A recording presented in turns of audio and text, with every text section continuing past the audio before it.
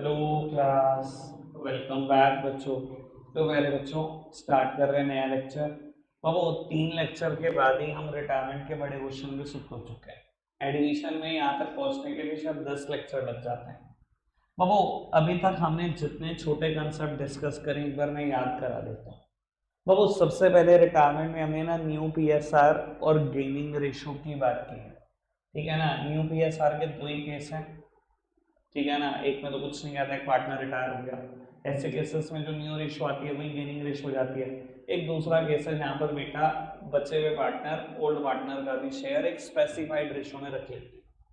जहाँ बेटा बोलते थे old share plus acquired share कर दो तो बेटा न्यू शेयर आ जाएगा और गेनिंग रेशो का फॉर्मूला लगा दो, न्यू माइनस ओल्ड तो गेनिंग रेशो आ जाएगी। बाबू उसके बाद हमने चर्चा करी गुडविल पे, जो कि दो तरीके की होती है। Book goodwill, existing goodwill, goodwill already appeared in the books, इसको तो राइट ऑफ करेंगे ओल्ड पार्टनर ओल्ड रेशो में। और बाबू वैल्यूड गुडविल जिसके बेसिस पे हम कंपनसेशन डिसाइड करते हैं कि रिटायरिंग पार्टनर को कितना पे करना है। बाबू उसके बाद हमने रीवैल्यूएशन की बात करी कल। और बेटा हमने कल ही बात करी अनडिस्ट्रीब्यूटेड प्रॉफिट की भी, अनडिस्ट्रीब्यूटेड लॉसेस की। अब बेटा इन सारे के सारे कंसेप्ट को कंबाइन करने का टाइम आ गया, बड़े क्वेश्चन करने का टाइम आ गया। बस बेटा एडमिशन से चेंज क्या होगा मैं ये बता देता हूँ आपको। रीवैल्यूएशन अकाउंट बिल्कुल वैसे ही बनता रहेगा जैसे बनता है आज तक। बेटा change sir partner capital account और हल्का बहुत बैलेंस शीट में होगा, और वो भी बेटा नाम मात्र का चेंज है, बिल्कुल नेग्लिजिबल चेंज है। खैर समझाता हूँ बेटा आपको कि क्या चेंज है। मान लो क्वेश्चन है बेटा और कहता है 3 पार्टनर और कहता है बेटा वी डिसाइडेड टू रिटायर। ठीक है, वी रिटायर हो रहा है, बाकी सब कुछ एडमिशन जैसे ही कहा है। आपने रिवैल्यूएशन बना लिया, प्रॉफिट लॉसेस बांट दिए, कैपिटल अकाउंट में सारी एडजस्टमेंट कर दी। बी ने डिसाइड किया ना रिटायर होने को। अगर क्वेश्चन ने कुछ नहीं कहा ना तो बेटा सारी एडजस्टमेंट करने के बाद ना मैं बी का बैलेंस नहीं निकालूंगा। बी ने डिसाइड कर लिया ना कि वो रिटायर होगा, और वो तो उसकी कैपिटल, उसकी क्लोजिंग कैपिटल बिल्कुल मत निकालना, और वो क्लोजिंग बैलेंस शीट में जानी नहीं चाहिए। बी ने मना कर दिया कि वो पार्टनरशिप हम कंटिन्यू नहीं करेगा, तो उसकी कैपिटल दिखनी नहीं चाहिए बैलेंस शीट में। हम क्या करेंगे, मान लो बेटा यहाँ मैंने टोटल करा, बी को हमने पैसे देने हैं 3.5 लाख रुपए। मैं सीधा लिखूंगा टू बीज लोन अकाउंट, लिखूंगा बेटा सीधा टू बीज लोन अकाउंट। और बेटा जब बैलेंस सीडी निकालूंगा, जब क्लोजिंग कैपिटल निकालूंगा, तो बैलेंस सीडी सिर्फ ए के लिए और सी के लिए निकालूंगा। बाबू ये बीज लोन कहाँ पर जाएगा, एक बार बैलेंस शीट में ही जाएगा बीज लोन अकाउंट। जब हम पे कर देंगे इसको तो ये बीज लोन अकाउंट खत्म हो जाएगा, और बाबू कैपिटल के नाम पर ए और सी की कैपिटल ही दिखाई देगी। ठीक है जी। ये तब है अगर क्वेश्चन कुछ ना कहे, बस इतना ही लगाया हुआ है बी रिटायर हो गया। कई बार क्वेश्चन कुछ कह देता है, वो क्या क्या कह सकता है, थोड़ा सा परेशान करने की कोशिश करता है, उससे परेशान होते नहीं। कि बी को हमने क्या किया, बैंक ड्राफ्ट से पे कर दिया। अच्छा जी पे कर दिया तो सीधा लिखना टू बैंक अकाउंट, पे कर दिया जी, खत्म करी कहानी हमने। समझ में आई बात। कभी कभी कुछ और भी कह देगा, ठीक है जी, उस समय के साथ साथ बता दूंगा। अभी जितना जरूरी है मैंने बता दिया। कुछ ना कहे तो बेटा जो भी पार्टनर रिटायर हुआ उसके लोन अकाउंट में डाल दो सारा का सारा पैसा, उसे क्लोजिंग बैलेंस शीट में ले जाओ। ठीक है जी। और ज़्यादा से ज़्यादा अभी 5-7 क्वेश्चन में यही कह देगा बेटा कि उसको पे कर दिया, पे कर दिया तो बेटा टू बैंक अकाउंट पे करो और खत्म करो। कोई दिक्कत कोई परेशानी तो नहीं, बाकी कोई चेंज है ही नहीं। आओ प्यारे बच्चों श्री गणेश करते हैं बड़े क्वेश्चन का भी। बाबू मैं स्टार्ट कर रहा हूँ विद क्वेश्चन नंबर 30। आज 29 भी कर लेंगे, ठीक है जी। 30 मैं कर रहा हूँ, 29 आपको मौका दूंगा करने का। पढ़ते हैं बेटा क्वेश्चन नंबर 30। कहता है Kanika Disha and Kabir were partner sharing profits in the ratio of 2:1। On 31st of March 16 the balance sheet was as under. 3 partner है कनिका दिशा और कबीर, ठीक है जी। कनिका दिशा और कबीर 3 पार्टनर है, ओल्ड बीएसआर इज 2:1। बाबू लाइबिलिटी साइड दिखाई देते हैं trade creditor, employ provident fund, और कैपिटल दिखाई देती है कनिका की भी, दिशा की भी और कबीर की भी। ऐसे ही एक्सेल साइड दिखाई देते हैं bank balance, debtor, stock, fixed assets और पी एंड एल का डेबिट बैलेंस। बाबू कहता है Kanika retired on 1 April 2016, for this purpose the following adjustment were agreed upon. बाबू कनिका जो पहली पार्टनर है वो रिटायर हो गई, और बेटा कुछ एडजस्टमेंट ऐसे ऐसे एग्री हुई है। पढ़ते हैं जी। Goodwill of the firm was valued at 2-year purchase of the average profit of 3 completed year preceding the date of retirement. The profit for the year, इधर देखना जब बाबू कब रिटायर हुई है कनिका, 1 अप्रैल 16 को, उसने बोला गुडविल हमने देनी है 2 year purchase of average profit of 3 years. पिछले 3 सालों का प्रॉफिट देना है बेटा, एवरेज निकालनी है पिछले 3 सालों की प्रॉफिट की, और वो 3 साल कब देखने हैं? Preceding the date of retirement. वो रिटायरमेंट की डेट क्या है?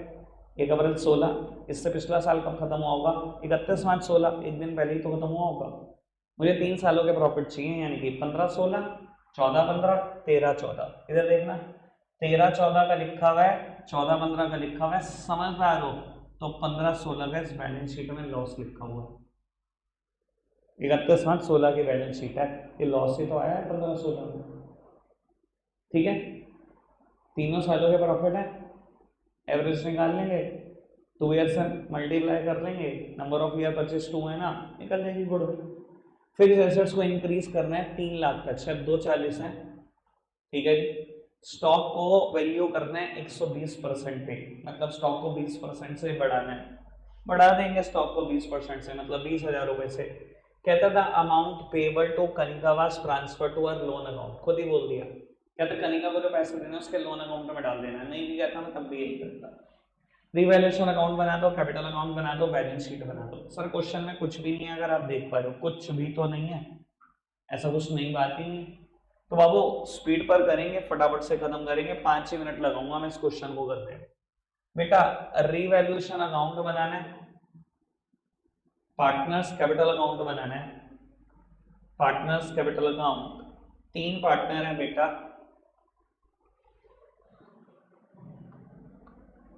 कनिका, दिशा और शायद कबीर, यही नाम है ना, कनिका, दिशा और कबीर।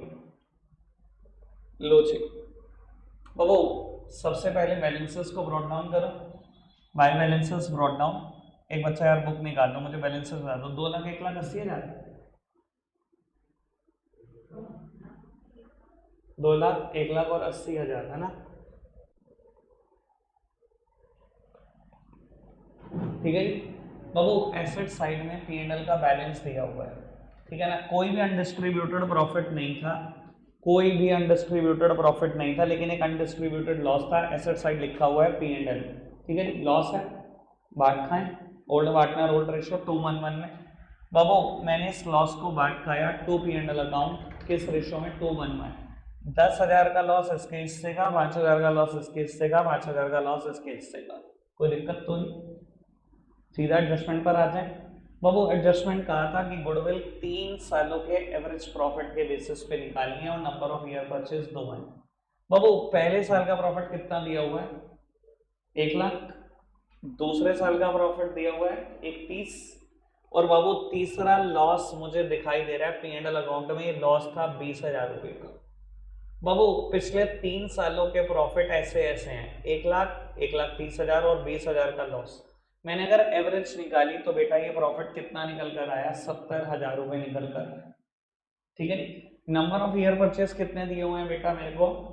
2, यानी कि बेटा पूरी फॉर्म के गुडविल कितनी आ गई? 1,40,000, ठीक है जी बाबू। 1,40,000 रुपए की गुडविल आ गई, जो भी रिटायरिंग पार्टनर है वो सेक्रीफाइस करके जा रहा है, उसको दो कुछ ना कुछ। बाबू रेशो थी 2:1, बस क्वेश्चन ने कुछ नहीं कहा कनिका रिटायर हो गई, यही रेशो बेटा न्यू रेशो भी है और यही रेशो गेनिंग रेशो भी है बेटा। बाबू अगर कनिका रिटायर हो गई है तो कनिका का शेयर निकाल लो, ये तो फॉर्म की गुडविल है। कनिका का शेयर कितना? 2/4, यानी कि 70,000। उसको 70,000 की कंपनसेशन देनी चाहिए आपको, कनिका को। कौन देगा? दिशा और कबीर। कैसे? जैसे गेन कर रहे हैं वैसे, इक्वली गेन कर रहे हैं तो इक्वली देंगे, मतलब 35,000 देंगे, 70,000 उसको देंगे। जर्नल एंट्री लिखो नहीं, मन में सोच लो। वो एंट्री क्या करते? Disha's capital account debit, Kabir capital account debit, तो कनिकास कैपिटल अकाउंट 35,000, 35,000, 70,000। जो रिटायरिंग पार्टनर है उसको 70,000 देने हैं। इधर देखना बाबू, Disha's capital account debit, Kabir capital account debit to Kanika's capital account. Disha और कबीर के कैपिटल अकाउंट में पोस्ट कर दूं, इन दोनों का कैपिटल अकाउंट डेबिट साइड पे, posting should be done on debit side. नाम सामने वाली साइड का आया होगा, आपने लिखा होगा टू कनिकास कैपिटल अकाउंट। 35,000 से इसकी कैपिटल अकाउंट, 35,000 से इसकी capital account, sir credit side में लिखा हुआ है by Kanika's capital, sorry credit side में लिखा हुआ है कनिकास कैपिटल, ठीक है ना जी। Posting should be done on credit side, सामने वाली साइड का नाम लिख दो। सामने दोनों लिखा हुआ है बाय दिशास कैपिटल अकाउंट और बाय कबीर्स कैपिटल अकाउंट, दोनों का नाम लिख दो बेटा। 35 हजार से बेटा कनिका की कैपिटल बढ़ा दो, कोई दिक्कत कोई परेशानी तो नहीं, ठीक है। फिक्स एसेट्स को रीवैल्यू करना है, 3 लाख तक लेकर जाना है, 60,000 से फिक्स एसेट्स बढ़ानी है, फिक्स एसेट्स ही थी ना बाबू, 60,000 से बढ़ानी है, मैंने बढ़ा दी बाबू, 3 लाख तक पहुंचा दिया नई बैलेंस शीट में। स्टॉक कॉस्ट में कहते 120% पे वैल्यू कर दो, 1 लाख का था 120% पे दिखाऊंगा मतलब 1,20,000 पे दिखाऊंगा, मतलब 20,000 से बढ़ा दो, तो भाई स्टॉक 20,000 से बढ़ा दिया, नई बैलेंस शीट में बेटा स्टॉक आ गया 1,20,000, बस बाकी वो तो एडजस्टमेंट ही नहीं है, बस ये लिखा हुआ है कि कनिका के वैसे उसके लोन अकाउंट में डालना है, दैट्स इट।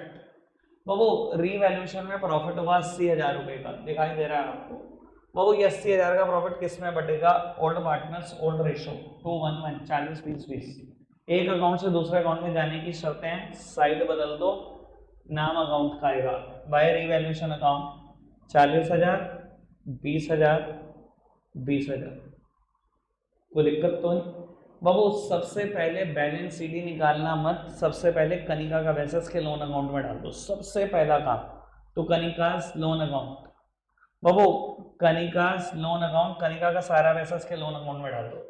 बस बेटा 2,70,000 3,10,000, 3,10,000 इस साइड का टोटल है, इस साइड का टोटल है सिर्फ 10,000, तो कनिका के लोन अकाउंट में कितना पैसा जाएगा 3 लाख, ठीक है जी। बैलेंस सीडी बचे हुए पार्टनर का निकाल दो, दिशा और कबीर का, तो balance carried down, closing capital निकाल दो बाबू, 1,20,000 में से 40,000 चले गए, 80,000 बैलेंस सीडी इसका बाबू, 1 लाख में से 40,000 चले गए, 60,000 बैलेंस सीडी इसका। आओ जी लिखते हैं, सबसे पहले चाहे कैपिटल लिख दो चाहे कनिकास लो, जैसे आपको सही लगे बाबू। दिशा और कबीर के कैपिटल 80,000 और 60,000 है, 80,000 और 60,000 1,40,000, कनिका का लोन 3 लाख रुपए, कनिकास लोन 3 लाख।